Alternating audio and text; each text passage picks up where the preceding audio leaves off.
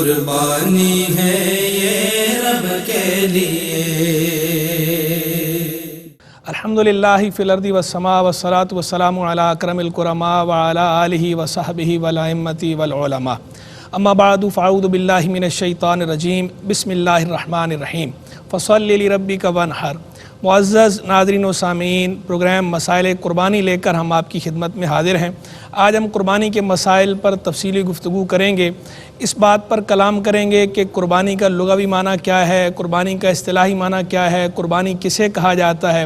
شریعت میں قربانی کا درجہ کیا ہے، سٹیٹس کیا ہے، اس کی شرعی حیثیت کیا ہے، پھر یہ قربانی کس پر لازم ہے، کس پر لازم نہیں ہے، پھر جن جانوروں کی قربانی ہو سکتی ہے وہ کون سے ہیں اور کون سے جانوروں کی قربانی نہیں ہو سکتی، ان جانوروں کی عمر کے بارے میں کیا تفصیلات ہیں، پھر اگر کوئی جانور قربانی کے لیے خرید لیا تو اب اس جانور کو دوسرے جانور سے تبدیل کر سکتے ہیں یا نہیں، یعنی اسے بیچ کر کوئی دوسرا جانور لے سکتے ہیں یا نہیں لے سکتے، پھر کن جانوروں میں شرکت ہو سکتی ہے، ایک سے زائد لوگ شریک ہو سکتے ہیں، کن جانوروں میں شرکت نہیں ہو سکتی، قربانی کے جانور کے عیوب کے حوالے سے کیا تفصیلات ہیں، اس پہ گفتگو کریں گے، ذبح کے حوالے سے مسائل پہ کلام کریں گے۔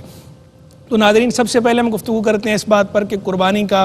لغوی معنی کیا ہے اور اصطلاحی معنی کیا ہے، یعنی قربانی کسے کہا جاتا ہے۔ تو دیکھیں، جہاں تک لغوی معنی کی بات ہے تو قربانی کہتے ہیں ما یتقرب بہ العبد الی ربہ،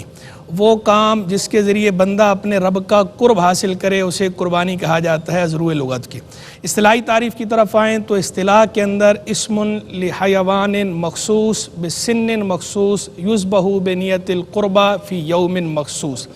یعنی مخصوص عمر کے مخصوص جانور کو مخصوص وقت میں اللہ کا قرب حاصل کرنے کی نیت سے ذبح کرنا قربانی کہلاتا ہے۔ قربانی کے اندر بیسک چیز کیا ہے؟ اراقۃ الدم، خون بہانا لوجہ اللہ، اللہ کی رضا کے لیے۔ تو جن دنوں میں قربانی کرنا لازم ہے اس میں قربانی کرنے سے ہی بندہ بری و ذمہ ہوگا۔ یہ نہیں ہو سکتا کہ کوئی کہے کہ میں اس دن صدقہ کر دیتا ہوں، خیرات کر دیتا ہوں، جتنے پیسوں کا جانور آنا ہے یہ پیسے اس سے میں کسی غریب کی مدد کر دیتا ہوں، اس طرح کرنا جائز نہیں ہے۔ غریب کی مدد کرنا اپنی جگہ پر کار مستحسن ہے، اچھا کام ہے، آپ مدد کریں، قربانی کے دنوں میں بھی مدد کر سکتے ہیں، قربانی کے علاوہ دنوں میں بھی مدد کر سکتے ہیں، لیکن اگر آپ پر شریعت نے قربانی کو لازم کیا ہے تو اس میں آپ جب تک مخصوص جانور کو قربان نہیں کریں گے، ذبح نہیں کریں گے، اس وقت تک آپ بری و ذمہ نہیں ہوں گے، مواخذے سے نہیں بچیں گے، عند اللہ آپ کی گرفت ہوگی۔ تو یہ شریعت کا حکم ہے، توقیفی حکم ہے، اس پر آپ نے عمل کرنا ہی کرنا ہے۔ اب قربانی کی حیثیت کی طرف آئیں کہ شرعی حیثیت اس کی کیا ہے، تو قربانی کی شرعی حیثیت ہے وجوب، قربانی کرنا واجب ہے۔ اللہ تبارک و تعالیٰ نے قرآن مجید فرقان حمید میں بھی اس کا حکم ارشاد فرمایا ہے، حضور جان عالم علیہ السلام نے احادیث طیبہ میں اس کا حکم ارشاد فرمایا ہے، اور مسلمانوں کا شروع سے اس بات پر اجماع چلا رہا ہے کہ مسلمان قربانی کرتے ہیں۔ سرکار علیہ السلام کے دور سے لے کر آج تک مستقل توارث ہے مسلمانوں کا قربانی کرنے پر۔ اللہ تبارک و تعالیٰ قرآن مجید فرقان حمید میں سورہ کوثر میں ارشاد فرماتا ہے فصلی لربک وانحر، اپنے رب کی نماز پڑھو اور قربانی کرو۔ کئی ائمہ تفسیر جیسے سیدنا عبداللہ بن عباس رضی اللہ تعالیٰ عنہ، امام مجاہد، امام اکرمہ، امام حسن بصری رحمہم اللہ وغیرہ کا موقف یہ ہے کہ یہاں وانحر سے مراد قربانی کرنا ہے۔ حدیث کی طرف آئیں تو بڑی تعداد ہے، اور بالخصوص ایک روایت میں تو یہاں تک فرمایا ہے من کان لہ ساعۃ ولم یضحی فلا یقربن مصلانا، جس کے پاس استطاعت ہو اور اس کے باوجود قربانی نہ کرے تو وہ ہمارے مصلی کے قریب نہ آئے، یعنی ہماری جائے نماز کے قریب نہ آئے، ہماری عیدگاہ کے قریب نہ آئے۔ اور بعض روایات میں یہ فرمایا کہ ہر سال ہر گھر والوں پر قربانی کرنا لازم ہے۔ تو قربانی کرنا شریعت کی نظر میں واجب ہے، لیکن یہ واجب کب ہے؟ آیا سب پر واجب ہے یا اس کی کوئی مخصوص شروط ہیں؟ تو اس طرح شریعت کے دیگر احکام ہیں، ان احکام کے اندر کچھ شروط ہوتی ہیں، تو اسی طرح قربانی کے اندر بھی کچھ شروط ہیں۔ ہر بندے پر قربانی کرنا واجب نہیں ہے، کرنا چاہیں تو کر سکتے ہیں، لیکن واجب کس پر ہے؟ اس کے لیے بنیادی طور پر 5 شروط ہیں: اسلام،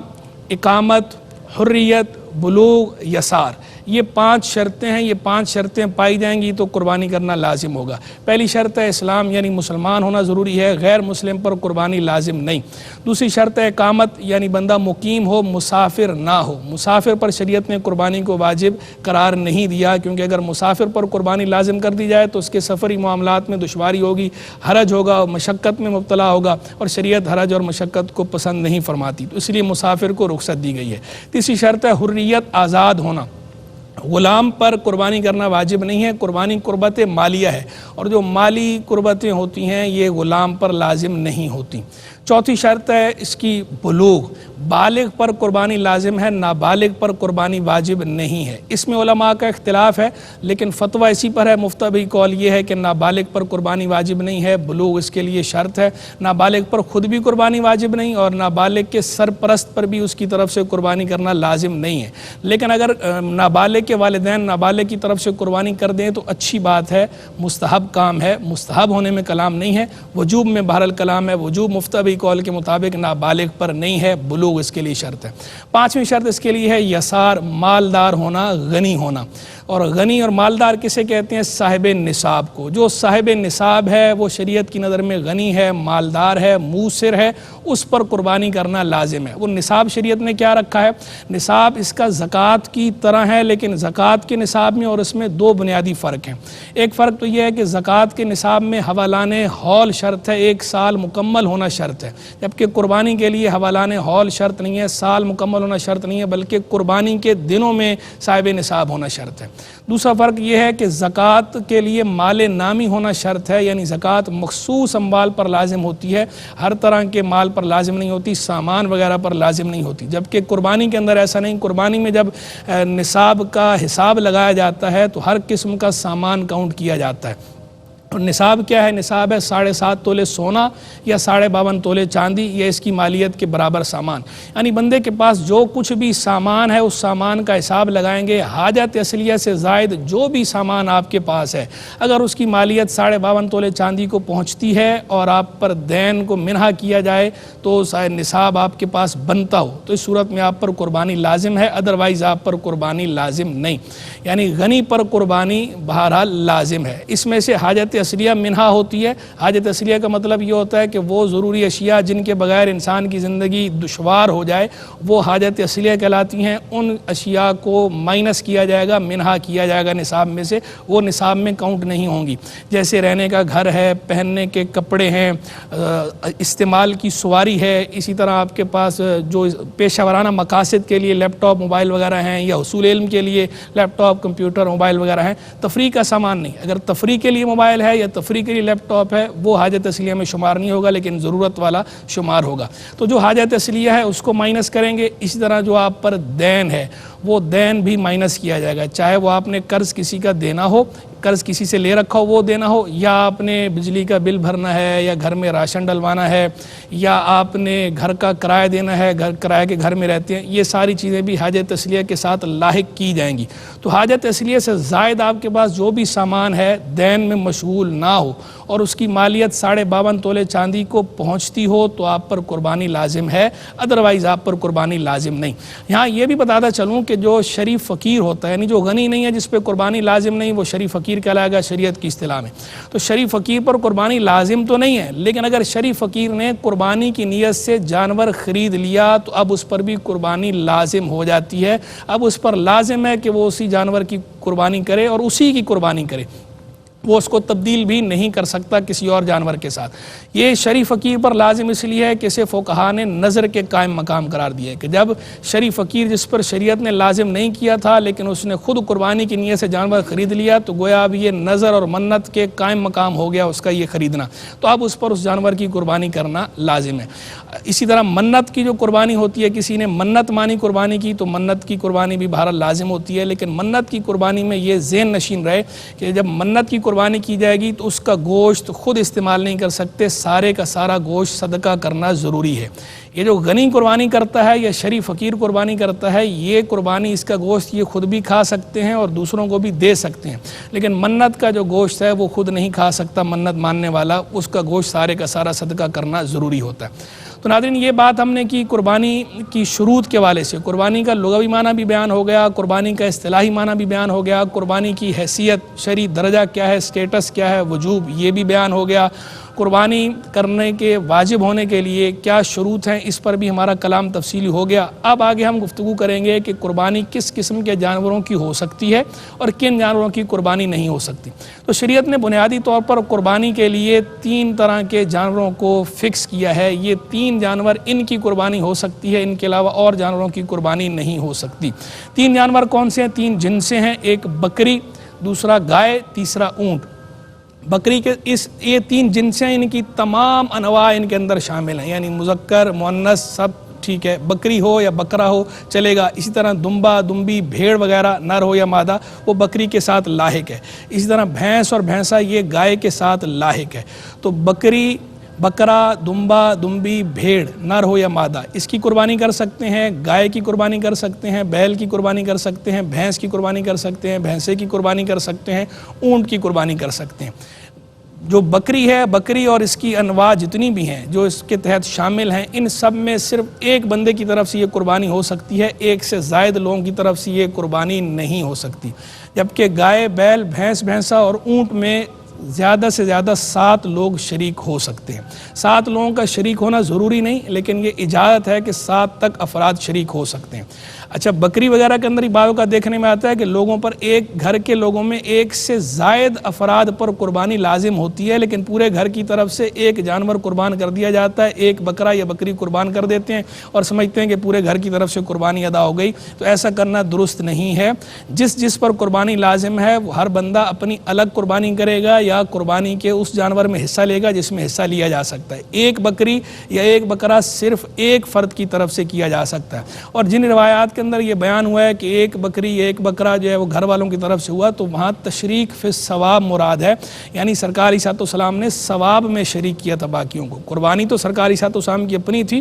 بقیہ افراد کو آپ نے ثواب میں شریک کیا تھا، یعنی جو ایصال ثواب کی ایک صورت ہے۔ تو ثواب میں کسی کو بھی شریک کیا جا سکتا ہے، لیکن واجب کی ادائی بہرحال ایک کی طرف سے ہوگی چھوٹے جانور کی صورت میں۔ بڑا جانور یعنی گائے یا اونٹ ہو تو پھر 7 تک افراد شریک ہو سکتے ہیں۔ پھر جن جانوروں میں شرکت ہو سکتی ہے ان کے اندر بھی یہ ضروری ہے کہ وہ کسی بھی شریک کی نیت گوشت کی نہ ہو، یعنی کوئی نہ کوئی قربت مقصود ہو، چاہے واجب قربانی مقصود ہو یا عقیقہ مقصود ہو تو ہی شریک ہو سکتے ہیں۔ ادروائز اگر کسی کی نیت صرف گوشت کی ہے، گوشت حاصل کرنے کی نیت سے کسی نے اس میں کوئی حصہ ڈالا ہے، تو اس صورت میں کسی کی بھی قربانی ادا نہیں ہوتی۔ سب کی نیت قربت کی ہونا ضروری ہے، ثواب کی ہونا ضروری ہے۔ جہت الگ الگ ہو سکتی ہے، کوئی واجب قربانی کی نیت سے حصہ ڈال رہا ہے، کوئی عقیقے کی نیت سے حصہ ڈال رہا ہے تو ڈالا جا سکتا ہے۔ قربانی کے جانور میں، بڑے جانور میں عقیقے کا حصہ بھی کیا جا سکتا ہے، اور عقیقہ جو ہے لڑکے کا ہو تو 2 حصے ڈالنا بہتر ہے، لڑکی کا ہو تو 1 حصہ ڈالا جائے گا۔ لیکن اگر لڑکے کے بھی 2 حصے ڈال دیے، 1 حصہ ڈال دیا 2 کی جگہ تو بھی کفایت کرے گا، حرج نہیں ہے، 1 حصہ بھی لڑکے کی طرف سے کیا جا سکتا ہے۔ پھر ان جانوروں کی عمر کیا ہونی چاہیے؟ تو حدیث مبارک میں فرمایا لا تذبحوا الا مسنہ، قربان نہ کرو مگر مسنہ جانور کو۔ مسنہ کا معنی ہوتا ہے کبیر و سن، بڑی عمر کا۔ تو تینوں کے اندر مسنہ الگ الگ ہے۔ بکری اور جو اس کی انواع ہیں اس کے اندر یعنی چھوٹا جانور، اس میں مسنہ سے مراد ہے 1 سال کا جانور۔ بڑا جانور کے اندر گائے اور گائے کی انواع، ان کے لیے 2 سال کی عمر ہونی چاہیے کم از کم، اور اونٹ کے لیے کم از کم 5 سال کی عمر درکار ہے، یعنی اونٹ 5 سال کا ہو تو قربانی کر سکتے ہیں، 5 سال سے 1 دن بھی کم ہو تو قربانی نہیں ہو سکتی۔ گائے اور اس کی انواع کے اندر 2 سال ہونا ضروری ہے، 1 دن بھی کم ہو تو قربانی نہیں ہو سکتی۔ اسی طرح بکری اور اس کی انواع جو ہیں ان کے اندر 1 سال ہونا ضروری ہے، 1 سال سے 1 دن بھی کم ہو تو قربانی نہیں ہو سکتی۔ ہاں، اس میں ایک استثناء ہے اور وہ استثناء ہے جزا من الدان، دان یعنی دمبا یا بھیڑ۔ اس کے اندر چونکہ سرکار علیہ السلام نے خود استثناء کیا ہے کہ 6 ماہ کا بھیڑ کا بچہ یا 6 ماہ کا دمبے کا بچہ اگر اتنا فربا ہو کہ اسے 1 سال والوں میں شامل کیا جائے تو وہ 1 سال کا ہی لگتا ہو دور سے دیکھنے میں، تو اس صورت میں اس کی قربانی کی جا سکتی ہے۔ ادروائز اس میں بھی 6 ماہ میں قربانی نہیں کر سکتے اگر وہ 1 سال کا نہ لگتا ہو تو۔ یہ خوب ذہن نشین رہے، دمبا یا بھیڑ کے اندر جو یہ استثناء ہے کہ 6 ماہ کے دمبے کی قربانی بھی ہو جاتی ہے، 6 ماہ کی بھیڑ کی قربانی بھی ہو جاتی ہے، یہ اسی وقت ہے جب کہ وہ دیکھنے میں 1 سال کا لگتا ہو۔ اگر وہ اتنا فربا نہیں کہ دیکھنے میں 1 سال کا لگتا ہو تو صورت میں اس کی قربانی بھی نہیں ہوگی۔ یہ جو جانور قربان کرنے کی ذات ہے، ان کے علاوہ اور کسی قسم کے جانور کی ذات نہیں۔ ہرن کی قربانی آپ نہیں کر سکتے، مرغی کی قربانی نہیں کر سکتے۔ کوئی کہے جناب میں ان سے ہٹ کے جانور قربان کرتا ہوں، یہ شریعت کی طرف سے مقرر کردہ جانور ہیں، جن جانوروں کو شریعت نے مقرر کر دیا ہے صرف انہی جانوروں کی قربانی کر سکتے ہیں، ان کے سوا دیگر جانوروں کی قربانی کرنے کی اجازت نہیں۔ پھر ان جانوروں کے اندر بھی اہلی جانوروں کی قربانی ہو سکتی ہے، وحشی جانوروں کی قربانی نہیں ہو سکتی۔ اہلی کا معنی ہوتا ہے وہ جانور جن سے انسان مانوس ہوتے ہوں، جنہیں پالا جاتا ہو۔ وحشی کا معنی ہوتا ہے جنگلی جانور، جیسے گائے کے اندر نیل گائے وغیرہ ہے، یہ جنگلی جانور ہیں، انہیں عام طور پر پالا نہیں جاتا، تو اس لیے اس کی قربانی نہیں ہو سکتی۔ کوئی کہے کہ جناب یہ وحشی ہے لیکن میں نے اسے پال لیا ہے، تو بھی کسی کے پال لینے سے وحشی جانور، وہ جانور شریعت کی نظر میں اہلی شمار نہیں ہوتا قربانی کے باب میں، وہ بہرحال وحشی ہی رہتا ہے، تو اس کی قربانی کی اجازت نہیں ہوتی۔ جیسے ہرن بعض لوگ پالتے ہیں، لیکن چونکہ شریعت نے اس کو وحشی جانور قرار دیا ہے، جنگلی جانور ہے، تو ہرن چاہے کوئی پال ہی کیوں نہ لے، اس کے باوجود اس کی قربانی نہیں ہوگی۔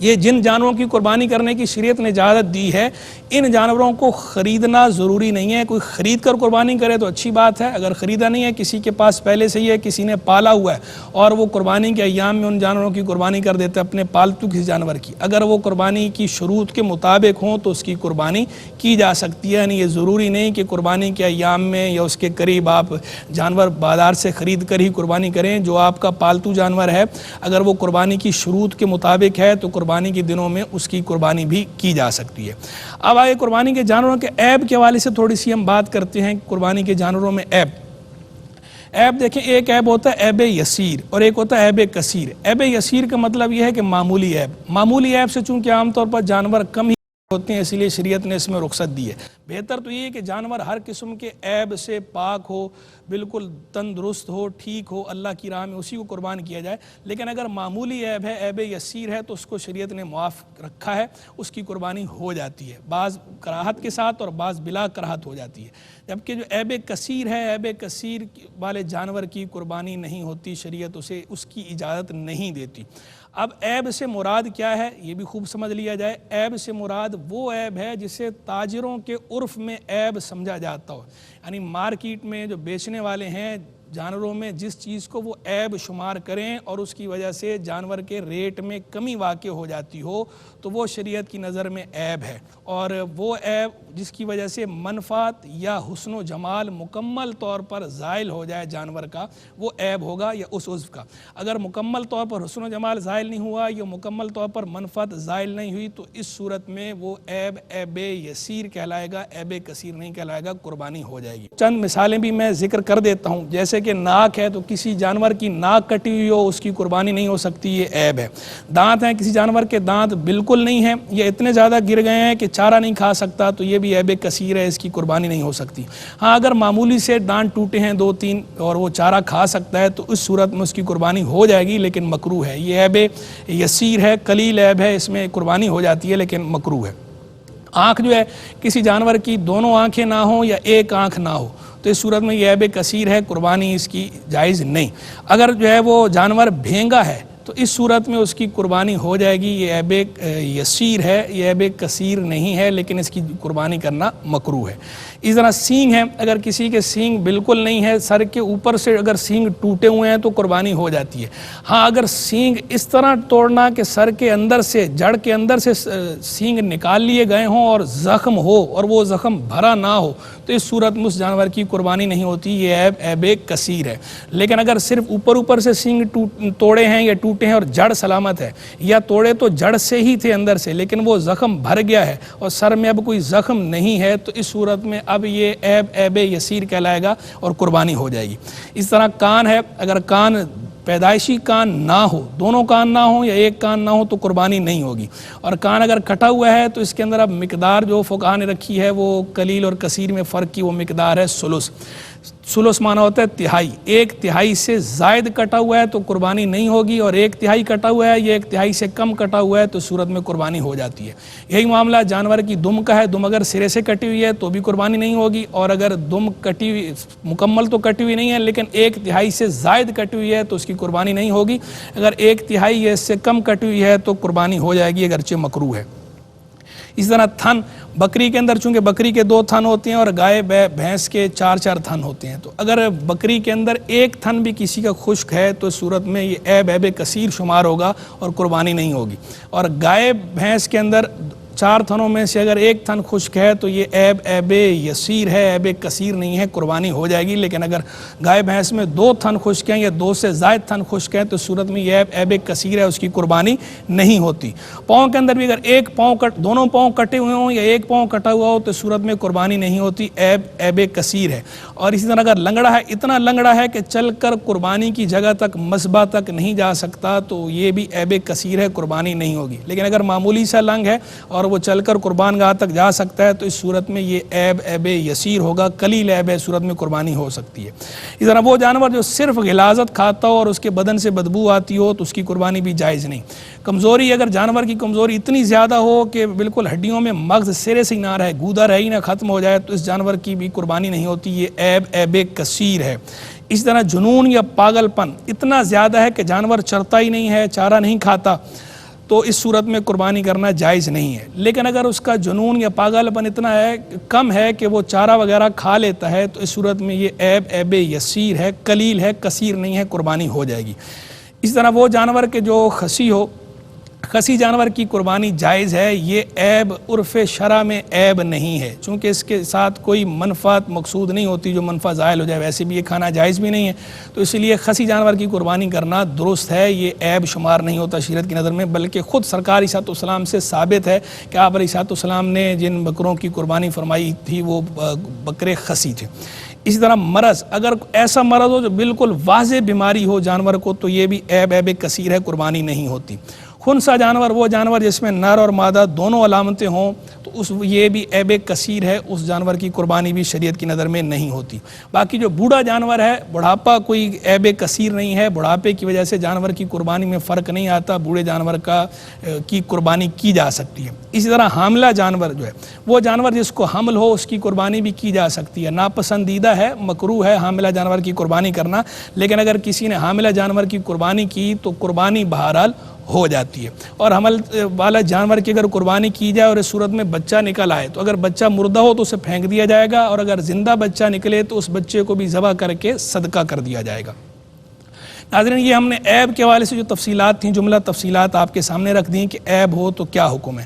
اب ہم اسی کے اندر یہ بھی بتاتے چلیں آپ کو کہ بعض کا جانور لے لیا جاتا ہے اور جانور لینے کے بعد اگر کوئی اس جانور کو تبدیل کرنا چاہے، جسے استبدال کہا جاتا ہے شریعت کی اصطلاح میں، تو استبدال جو ہے قربانی کے جانور کا یہ درست ہے یا نہیں۔ مثال کے طور پر کسی آدمی نے 80,000 کا جانور لیا، بعد میں اسے کوئی مل گیا، اس نے اس کو بیچ دیا، اس کو بیچنے کے بعد اس نے آگے اسے دوسرا جانور 70,000 ملا، 70,000 والا جانور خرید لیا، تو ایسا کرنا جائز ہے یا نہیں؟ تو جو غنی ہے اس کے لیے یہ جائز نہیں کہ وہ قربانی کا جانور کم تر جانور سے بدل لے یا اسی کی مثل جانور سے بدلے، اعلیٰ جانور سے بدل سکتا ہے۔ شریعت یہ اجازت دیتی ہے کہ اگر قربانی کا جانور کسی نے خریدا ہے اور اسے اس کے بعد دوسرا ایسا جانور پسند آیا ہے کہ جو اس سے قیمت میں بھی زیادہ ہو اور اس سے زیادہ فربہ ہو، گوشت میں بھی اس سے زیادہ ہو، تو اس جانور سے تو بدلا جا سکتا ہے اسے، لیکن اگر وہ دوسرا جانور اسی جانور کی مثل ہو یا اس سے کم تر ہو تو اس کی شریعت اجازت نہیں دیتی، کیونکہ یہ جو چیز وہ اللہ تبارک و تعالیٰ کے لیے کی نیت سے لے لی تھی، اللہ کے ہاں ذبح کرنے کی نیت سے، اس سے رجوع کرنا لازم آ رہا ہے، اس کی شریعت اجازت نہیں دیتی، ناپسند کرتی ہے۔ یعنی غنی جانور کو اسی وقت تبدیل کر سکتا ہے کہ جبکہ دوسرا جانور اس جانور سے اعلیٰ ہو، قیمت میں بھی اعلیٰ ہو اور گوشت میں بھی اعلیٰ ہو، اعلیٰ اور اغلا ہو، مہنگا ہو، تو اس جانور کو لے سکتے ہیں، ادروائز تبدیل نہیں کر سکتے۔ اور رہ گیا وہ شرعی فقیر کہ جس نے قربانی کی نیت سے ہی جانور خریدا تھا، وہ اگر جانور تبدیل کرنا چاہے تو وہ جانور تبدیل مطلقاً نہیں کر سکتا، کیونکہ جو جانور اس نے خریدا تھا وہ اس پر متعین ہو گیا ہے کہ اس کی قربانی کرے، کیونکہ اس کے لیے وہ نظر کے قائم مقام ہے، نظر اور منت کے حکم ہے، تو اسے وہ ایز اٹ از قربانی کرے گا، من نوان اسی جانور کی قربانی کرے گا، دوسرے جانور سے شرعی فقیر تبدیل نہیں کر سکتا۔ اب ناظرین، قربانی کے وقت کے حوالے سے ہم بات کرتے ہیں، قربانی کا وقت کیا ہے، قربانی کرنے کی اجازت کب ہے، قربانی کب کی جاتی ہے؟ تو شریعت نے قربانی کے 3 دن رکھے ہیں، 10 ذوالحجہ، 11 ذوالحجہ، 12 ذوالحجہ۔ 10 ذوالحجہ کو اجازت ہے، 11 ذوالحجہ کو اجازت ہے، 12 ذوالحجہ کو غروب آفتاب تک اجازت ہے۔ یعنی اگر دن اور رات ملا کر بات کریں تو 3 دن بنیں گے اور بیچ والی 2 راتیں بنیں گی۔ 10 ذوالحجہ کا دن، 11 ذوالحجہ کا دن، 12 ذوالحجہ کا دن اور 20 کی 2 راتیں، یہ قربانی کا وقت ہے۔ اس میں کسی بھی وقت قربانی کی جائے گی، قربانی ادا ہو جائے گی۔ رات کے وقت بھی قربانی کی جا سکتی ہے، دن میں قربانی کریں تو اچھا ہے، افضل ہے، اولا ہے، لیکن اگر کوئی رات میں قربانی کرتا ہے تو رات میں بھی قربانی ہو سکتی ہے۔ اور جو فقہاء نے رات کو قربانی کرنے کو مکروہ قرار دیا تو وہ اس صورت میں مکروہ قرار دیا تھا جبکہ روشنی کا انتظام پچھلے وقتوں میں نہیں ہوتا تھا۔ تو آج جہاں لائٹنگ کا بھرپور اہتمام ہو اور غلطی کا اندیشہ نہ ہو تو وہاں پر رات میں بھی کوئی قربانی کرے تو قربانی ادا ہو جائے گی، اور جہاں لائٹنگ کا بھرپور اہتمام نہ ہو، غلطی کا اندیشہ ہو تو وہاں بھی قربانی کرنے سے قربانی تو ادا ہو جاتی ہے لیکن مکروہ ہے، ناپسندیدہ ہے۔ لیکن یہ مکروہ ہونا یا کراہت صرف تنزیہی درجے کی ہے، خلاف اولا ہے، یہ مکروہ تحریمی نہیں ہے۔ پہلے بھی مکروہ تحریمی نہیں تھا، تنزیہی تھا، اور آج بھی جن علاقوں میں یا جس جگہ پہ روشنی کا بھرپور انتظام نہ ہو اور غلطی کا اندیشہ ہو تو وہاں پر صرف کراہت تنزیہ ہوگی، اور جہاں روشنی کا بھرپور اہتمام ہو تو وہاں کراہت تنزیہ بھی نہیں ہوگی۔ پہلا دن افضل دن ہے، افضل یہ ہے کہ 10 ذوالحجہ کو قربانی کی جائے، پھر اس کے بعد 11 ذوالحجہ، پھر اس کے بعد 12 ذوالحجہ۔ ان ایام میں ہی قربانی کر سکتے ہیں، ان کے بعد قربانی نہیں کر سکتے، اور ان سے پہلے بھی قربانی نہیں کر سکتے۔ یہیں سے ایک اور ضروری مسئلہ یہ بھی سماعت کر لیجئے کہ بعض اوقات ایسا ہوتا ہے کچھ لوگ دوسرے ملک میں ہوتے ہیں اور وہ بیرون ملک سے اپنے ملک میں کسی کو وکیل بناتے ہیں قربانی کرنے کے لیے۔ تو اس صورت میں خوب یاد رہے کہ سبب کا لحاظ رکھنا ضروری ہے۔ سبب وجوب کا مطلب ہے وقت ہونا، یعنی اگر کوئی ایسے ملک میں موجود ہے کہ اس ملک میں عید کا دن شروع ہو گیا اور یہاں عید کا دن شروع نہیں ہوا، مثلا پاکستان کا کوئی بندہ باہر رہتا ہے حجاز مقدس میں، حجاز مقدس میں 10 ذوالحجہ تھی اور یہاں 9 ذوالحجہ ہے، اس نے وہاں سے کسی کو وکیل بنایا کہ میری قربانی یہاں کر دو، تو اگر کسی نے یہاں اس کی قربانی کی تو وہ قربانی ادا نہیں ہوگی، کیونکہ اس نے جو قربانی کی ہے یہ 9 ذوالحجہ کو کی ہے اور یہاں بھی قربانی کا وقت شروع ہی نہیں ہوا تھا۔ وہاں 10 ذوالحجہ تھی، قربانی کا وقت شروع ہو چکا تھا، یہاں قربانی کا وقت شروع نہیں ہوا۔ اس طرح کی قربانی کے لیے ضروری ہوتا ہے کہ دونوں جگہ، ملک سے باہر بھی اور اس ملک میں بھی، دونوں جگہ قربانی کا وقت ہو تو ہی قربانی کر سکتے ہیں، ادروائز نہیں کر سکتے۔ ایک صورت قربانی نہ ہونے کی میں نے بتا دی، ایک صورت اور یہ ہے کہ مثال کے طور پر یہاں پاکستان کے اندر 12 ذوالحجہ ہے، لیکن وہاں پر 12 ذوالحجہ ختم ہو چکی تھی، 13 ذوالحجہ ہو چکی، اور اب کسی نے یہاں وکیل بنایا کسی کو، تو چونکہ اب وہاں والے کے حق میں سبب وجوب وقت نہیں پایا گیا، اس لیے یہاں بھی اب اس کی قربانی نہیں ہو سکتی۔ باہر سے کوئی اگر اپنے ملک میں کسی کو وکیل بنائے گا تو قربانی کے ادا ہونے کے لیے ضروری ہے کہ قربانی ان دنوں میں کی جائے کہ جن دنوں میں دونوں جگہ سبب وجوب یعنی وقت پایا جا رہا ہو، وہاں بھی قربانی کا وقت ہو جس ملک میں وہ بندہ موجود ہے جس کی قربانی کی جا رہی ہے، اور اس ملک میں جس کی طرف سے قربانی کی جا رہی ہے یہاں بھی وقت ہو، دونوں جگہ قربانی کا وقت ہوگا تو قربانی ادا ہوگی۔ اگر دونوں میں سے کسی ایک جگہ بھی قربانی کا وقت شروع نہ ہوا ہو یا قربانی کا وقت ختم ہو چکا ہو تو اس صورت میں اس بندے کی قربانی ادا نہیں ہوتی۔ اور باقی وہ جو فقہاء کرام نے فرمایا ہے کہ مکان اضحیہ کا اعتبار ہے قربانی والے کی، جہاں قربانی کی جا رہی ہے اس جگہ کا اعتبار ہے، تو وہ اس صورت میں ہے کہ جب کہ وقت موجود ہو، سبب وجوب یعنی وقت موجود ہے، ایک بندہ شہر میں ہے اور قربانی گاؤں میں کروانا چاہ رہا ہے تو وہ فقہاء نے اس کے حوالے سے فرمایا تھا، یا وہ گاؤں میں موجود ہے قربانی شہر میں کروا رہا ہے، تو چونکہ گاؤں اور شہر کا جو وقت ہے وقت ایک ہی ہے، بس ایک جو ادا کی شرط ہے، شرط ادا، اس میں فرق ہے۔ وہ شرط ادا کیا ہے کہ شہر میں قربانی ادا ہونے کے لیے یہ شرط ہے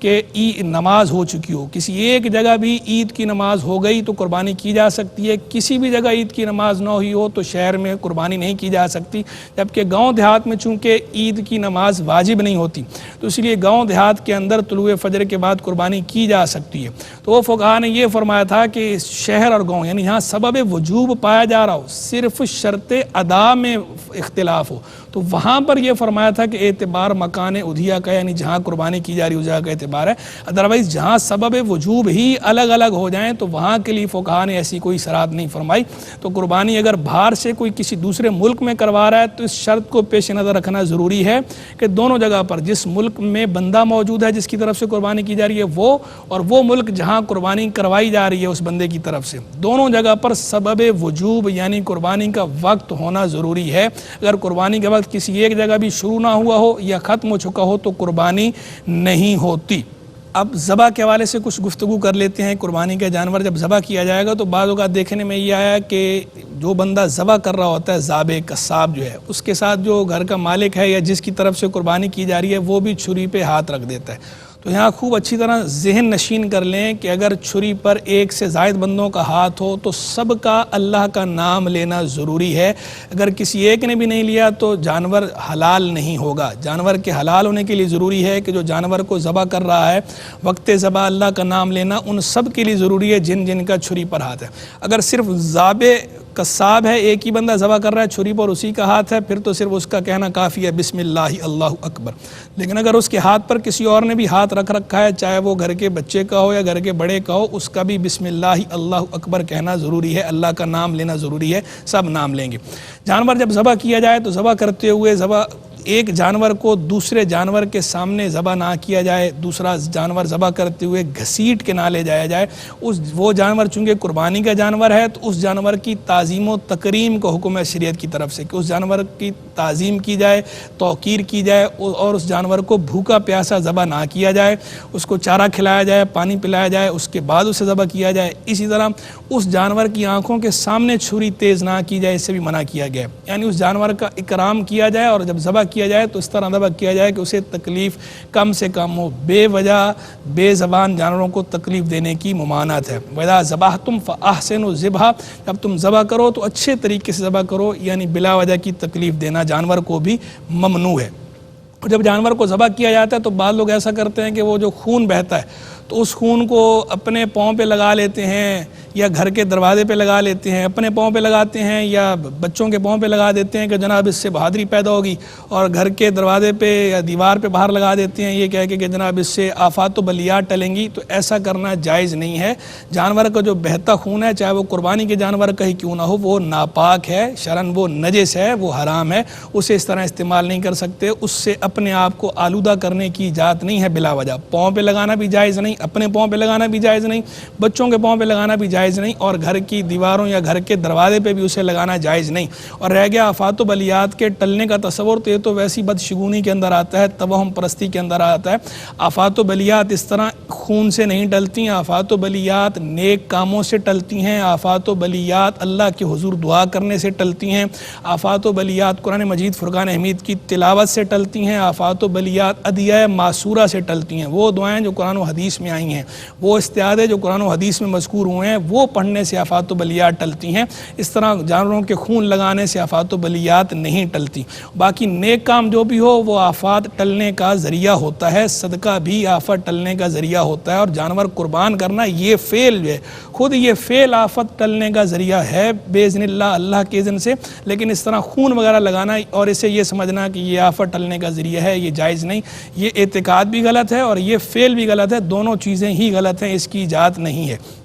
جانور جب ذبح کیا جائے گا تو ذبح کرتے ہوئے اسے جانور کو قبلہ رو لٹایا جائے گا، یعنی ذبح کرنے والا جو ذابح ہے وہ بھی قبلہ رو ہو اور جس جانور کو ذبح کیا جا رہا ہے وہ بھی قبلہ رو ہو، اور جب اس پہ پاؤں رکھیں گے، پاؤں رکھ کے اس پہ دعا پڑھی جائے گی، انی وجہت وجہی للذی فطر السماوات والارض حنیفا وما انا من المشرکین ان صلاتی ونسکی ومحیای ومماتی للہ رب العالمین لا شریک لہ وبذلک امرت وانا من المسلمین اللہم لکا و منکا بسم اللہ اللہ اکبر۔ اور جب یہ ذبح ہو جائے اس کے بعد اب دعا کریں گے اللہم تقبل منی کما تقبلت من خلیلک ابراہیم علیہ الصلوۃ والسلام ومن حبیبک سیدنا محمد علیہ الصلوۃ والسلام۔ اور اگر کسی اور کی طرف سے ذبح کر رہے ہیں تو اس صورت میں منی کی جگہ من کہیں گے اور آگے اس کا نام لیں گے۔ جیسے مثال کے طور پر خالد کی طرف سے ذبح کر رہے ہیں، خالد جو کہ احمد کا بیٹا ہے، خالد بن احمد کی طرف ذبح کر رہے ہیں تو یوں دعا مانگی جائے گی اللہم تقبل من خالد بن احمد کما تقبلت من خلیلک ابراہیم علیہ الصلوۃ والسلام ومن حبیبک سیدنا محمد علیہ الصلوۃ والسلام۔ اللہ تبارک و تعالیٰ سے دعا ہے کہ ہمیں قربانی کے مسائل سمجھنے کی اور اپنی رضا کے لیے جانور قربان کرنے کی توفیق رفیق مرحمت فرمائے اور ہر قسم کی شرعی خرابیوں سے بچائے۔ قربانی کے معاملے میں بھی اور قربانی کے علاوہ بھی تمام حالات میں اللہ تبارک و تعالیٰ ہمیں اپنے اور اپنے محبوب علیہ الصلوۃ والسلام کے احکام پر عمل کرنے کی توفیق عطا فرمائے، شرعی مسائل سیکھنے کی، اس پر درست انداز میں عمل کرنے کی اور درست انداز میں دوسروں تک پہنچانے کی توفیق رفیق مرحمت فرمائے۔ وآخر دعوانا ان الحمد للہ رب العالمین۔ قربانی ہے یہ رب کے لیے